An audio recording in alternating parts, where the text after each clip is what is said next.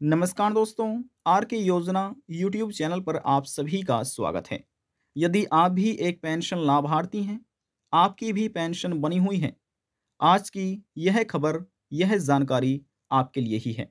देखिए 12 मार्च 2025 की तारीख में लाखों पेंशन लाभार्थियों के बैंक खाते में पेंशन का पैसा ट्रांसफर किया गया था।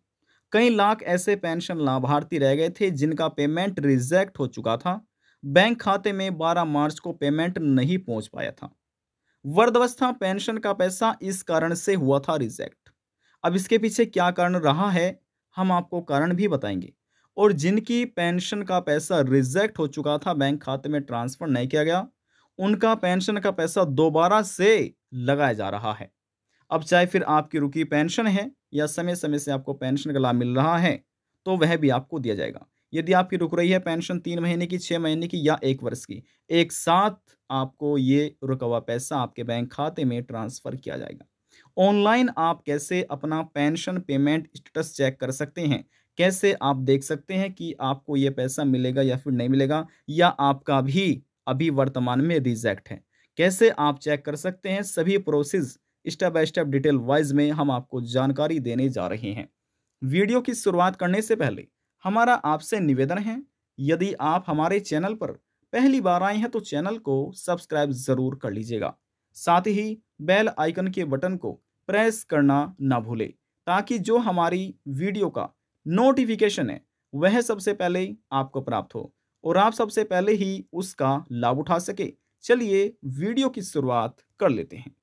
जैसे हमने आपको कहा कि सभी जानकारी आपको स्टेप बाय स्टेप ऑनलाइन मिलने जा रही है, तो आपको भी इस प्रकार से अपने मोबाइल फ़ोन में गूगल क्रोम ब्राउज़र को ओपन कर लेना है, अपना पेंशन पेमेंट स्टेटस चेक करने के लिए। अब कैसे चेक कर सकते हैं, वह तरीका यहाँ पर हम आपको बताएँगे। देखिए, चाहे आपकी 3 महीने की, 6 महीने की या 1 वर्ष की पेंशन उग रही है, एक साथ आपको दी जाएगी, ठीक है? तो यहाँ पर आने के बाद आपको सर्च करना है पीएफएमएस।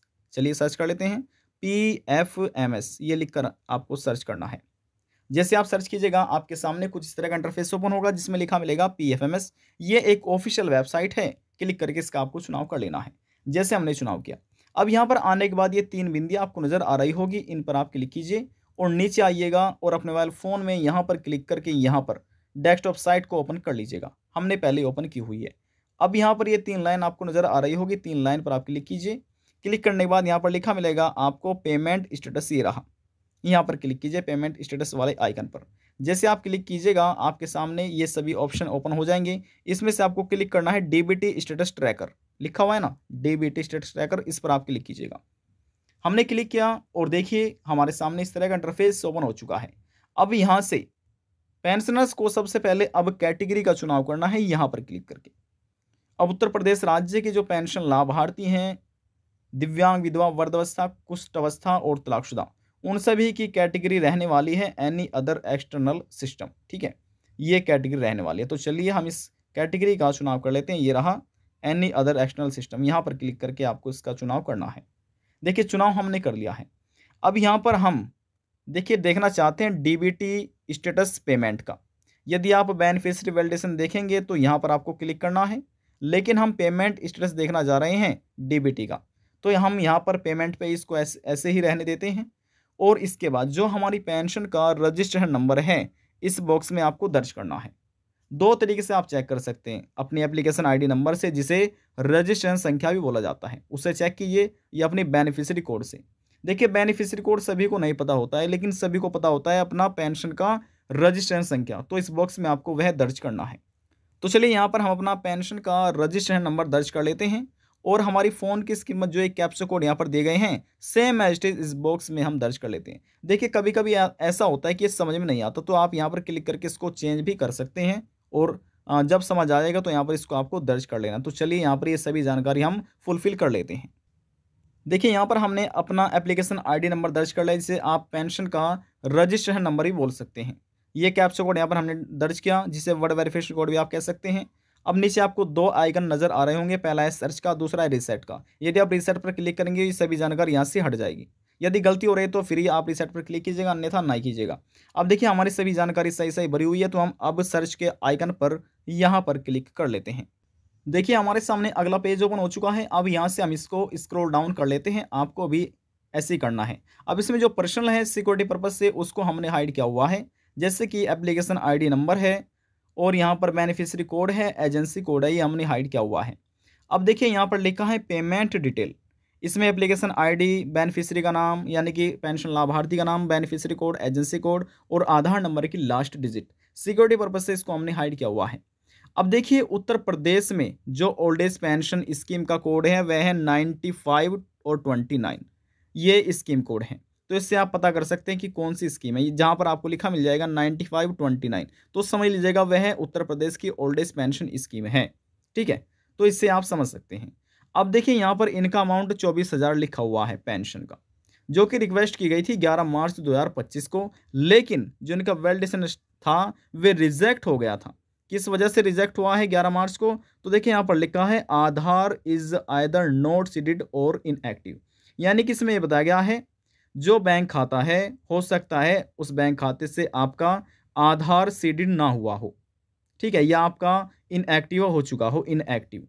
तो जिसका भी इनएक्टिव है या आधार लिंक नहीं है उनको अपने बैंक खाते से एनपीसीआई मैपिंग करा लेनी है, अपना डीबीटी चालू करा लेना है, क्योंकि सरकार आधार बेस्ड पेमेंट करती है। तो ऐसी स्थिति में आपका बैंक खाता एनपीसीआई डीबीटी लिंक होना चाहिए। अब ऐसी स्थिति में जिसका ये कार्य पूरा नहीं होगा उनकी पेमेंट रोक ली जाएगी। और भी अन्य कारण हैं पेंशन का पैसा रुकने के। अब देखिए जिसका भी एनपीसीआई मैपिंग हो रहा है, जिसका भी डीबीटी चालू है, इनेबल है, एक्टिव है, लेकिन फिर भी ये आ जाता है। तो देखिए कभी कभी ऐसा होता है कि एक टेक्निकल एरर होता है विभाग की तरफ से, जिसको यहाँ पर ये दिया होता है, लेकिन फिर ये एरर ठीक कर लिया जाता है। और देखिए यहाँ पर अभी रिजेक्ट लिखा है 11 मार्च को। अब जो न्यू अपडेट आया है, लेटेस्ट न्यूज़ है, न्यू अपडेट बनकर आया है, हम आपको दिखाते हैं। अब देखिए यहाँ पर हम थोड़ा सा स्क्रॉल डाउन इसको कर लेते हैं। अब इसमें देखिए इसमें सोल्यूशन भी बताएगा, लिखा है ना बेनिफिशियरी टू कॉन्टैक्ट, यानी जो लाभार्थी उनको कॉन्टैक्ट करना है अपनी ब्रांच से। किस लिए कॉन्टैक्ट करना है? अपने आधार शेडिंग के लिए, विद देयर बैंक अकाउंट, अपने बैंक खाते से आपको लिंक कराने के लिए, बैंक आधार को अपने सीडिंग कराने के लिए, ठीक है ना। तो यहाँ पर इसमें सॉल्यूशन भी बताया गया है। अब देखिए ये एक न्यू अपडेट निकल कर आया है। अब इनकी तरफ इनके जो खाते में ये एक टेक्निकल एरर था जिसको सही हो कर लिया गया है, और सही होने के बाद ये जो न्यू अपडेट आया है यहाँ पर आप इसको देख सकते हैं, पढ़ सकते हैं, समझ सकते हैं, जिसमें यहाँ पर कुछ प्रश्न है जैसे हमने आपको पहले ही बताया था कि सिक्योरिटी पर्पज से हमने ये हाइड किया है। और 9529 ये ओल्ड एज पेंशन स्कीम है उत्तर प्रदेश की, ठीक है, ओल्ड एज पेंशन स्कीम। अब देखिए यहाँ पर ये 12,000 है, 12,000 यानी कि आप समझ सकते हैं उत्तर प्रदेश के मुख्यमंत्री योगी आदित्यनाथ की सरकार की तरफ से 1,000 रुपये प्रतिमाह पेमेंट की जाती है, लेकिन सरकार करती है तिमाही पेंशन, तिमाही, जी हाँ, यानी कि 3 महीने की एक साथ, 3 महीने की एक साथ हो जाते हैं 3,000 रुपये। अभी वर्तमान में जो पेमेंट किया जा रहा है वह है जनवरी, फरवरी, मार्च महीने का, जो कि पेंशन सत्र है 2024-25 के अंतर्गत किया जा रहा है, जनवरी, फरवरी, मार्च महीने का। तो आप इसको लास्ट इंस्टॉलमेंट भी बोल सकते हैं 2024-25 की, जिसे आप फोर्थ किस्त भी कह सकते हैं, ठीक है ना। तो इसी के साथ साथ ही जो पिछला रुका हुआ पैसा है वह सरकार ट्रांसफ़र कर रही है। अब देखिए जो इनको पेमेंट किया जा रहा है, अब सरकार ट्रांसफ़र कर रही है जनवरी, फरवरी, मार्च महीने की, तो 3 महीने के 6,000 रुपये हो चुके हैं। उससे पहले 9 महीने के 9,000 रुपये इनको दिए जा रहे हैं, तो कुल मिलाकर 9,000, ठीक है, 9,000 ये और 3,000 रुपये ये, तो ये सीधा हो चुके हैं 12,000 रुपये। 12,000 यानी कि 12 महीने के, यानी कि 1 वर्ष के, 1 वर्ष के एक साथ इनको 12,000 रुपये सरकार ये पेमेंट देने जा रही है। और जो कि रिक्वेस्ट भी इनकी लग चुकी है 12 मार्च 2024 को, दोबारा से ये इनके बेनिफिशियरी बनाए गए हैं, दोबारा से इनका ये पेमेंट लगाया गया है, ठीक है ना, क्योंकि 12 मार्च की तारीख में ही लाखों लाभार्थियों को पेमेंट कर दिया गया है।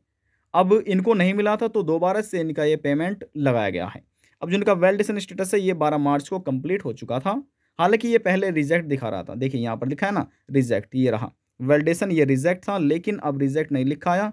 अब दोबारा से ये इनकी देख रेख की गई, जांच की गई, तो ये इनका सही पाया गया है, तो ये सही इनका हो चुका है 14 मार्च 2025 की तारीख में। अभी जो पेंडिंग है वे है फंड स्टेटस में, अंडर प्रोसेसिंग विद एजेंसी।